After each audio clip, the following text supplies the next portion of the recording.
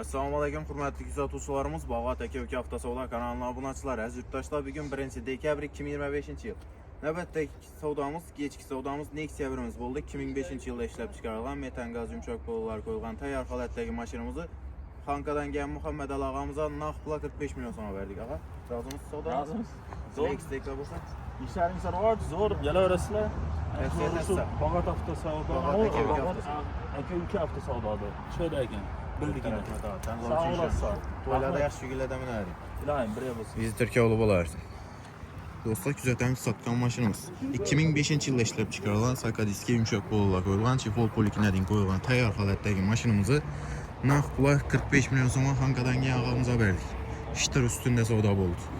Gələrəsə 24 saat xidmətdəmiz dostlar. Benim ağa gəlib xaritqalar istəsələrəm. Şimdi zor narxlarda maşınlar gərək olsa salonumuza əmmələriniz təklif qılıb qalamız.